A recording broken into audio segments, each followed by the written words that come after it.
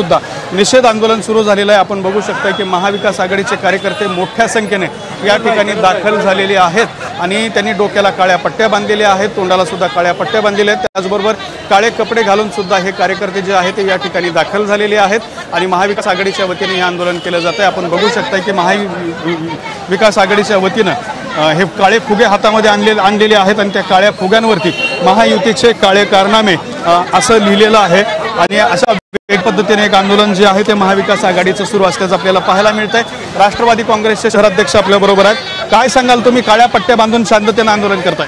आज आम्ही महाविकास आघाडीकडून पुऱ्या शहरामधून आज आंदोलन याच्यापैकी करता की सरकारच्या पायाखाली वाळू सरकलेली आहे आणि जाणून बुजून ही जी सरकार आहे आणि ही जी गृहमंत्री आहे ही एवढा गृहमंत्री असं 14 दिवस झाले एका चिमुकलीची आज तिच्यावर अत्याचार या ठिकाणी संतप्त प्रतिक्रिया दिल्या जात आहेत। विरोधी पक्षनेते सुद्धा आपल्या बरोबर आहेत।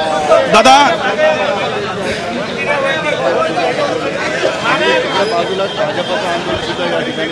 विरोधी पक्षनेते सुद्धा आहेत। काळी पट्टी तुम्ही तोंडाला बांधून आंदोलन सुरू केलेलं आहे? बिलकुल काळी पट्टी तोंडाला बांधलेली, आम्ही काळा ड्रेस आहे आमचा, आमच्याजवळ हे काळे फुगे आहेत, हे आमच्याजवळ काळे फलक आहे आणि हे सगळं या सरकारचे जे काळे कर्तृत्व आहे सगळे हे आम्ही या काळ्याच्या माध्यमातून व्यक्त करतोय। सगळे हा निषेध व्यक्त करतोय कारण या सरकारला बदलापूरची घटना दिसत नाही, या सरकारला उरणची घटना दिसत नाही, या सरकारला कोपरखरणेची घटना दिसत नाही आणि त्याच्या आधी वर्षभरात रायगडावर नेऊन एका मुलीचा मर्डर केला जातो। अशा अनेक घटना मी तर या महिन्याभरातच 25 घटना घडल्या आणि असं असताना सरकार दिल्लीमध्ये व्यस्त आहे, मोठे मोठे कार्यक्रम करण्यात व्यस्त आहे, जनतेशी यांना देणं घेणं नाही आहे। भारतीय जनता पार्टीचे लोक आरोप करतायत की महाविकास आघाडीचं आंदोलन म्हणजे राजकारण आहे। समजू द्या, त्यांना काही हरकत नाही। आधी त्यांनी उत्तर द्यावं की 12 तास 13 तास या मुलीच्या प्रकरणात गुन्हा का दाखल झाला नाही, या संस्था चालकावर का कारवाई झाली नाही, याचं उत्तर त्यांनी द्यावं। या ठिकाणी काँग्रेसचे शहराध्यक्ष सुद्धा आहेत, तुम्ही काय प्रतिक्रिया द्याल?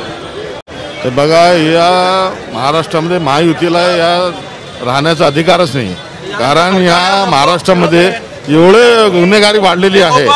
आता परवाच कोल्हापूरमध्ये पण तसं प्रकार घडलेला आहे आणि बदलापूरचा प्रकार हे निंदनीय आहे आणि यामध्ये गृहमंत्री काही बोलायला तयार नाही, म्हणून गृहमंत्र्यांनी ताबडतोब राजीनामा द्यावे, कारण हे सरकार या महाराष्ट्राचं राहण्यासाठी राहिलेलं नाही। अशा पद्धतीने गृहमंत्र्यांनी राजीनामा द्यावा अशी प्रतिक्रिया या ठिकाणी दिली जाते आणि हे सगळे कार्यकर्ते काळे कपडे घालून आणि तोंडाला काळ्या पट्ट्या बांधून या ठिकाणी आंदोलन करत असताना आपल्याला पाहायला मिळत आहेत। महाविकास आघाडीच्या वतीने सुद्धा एक तीव्र आंदोलन करण्यात आलं आहे। कॅमेरामन हर्षल सोबत दत्ता कानवटे, TV9 मराठी, छत्रपती संभाजीनगर।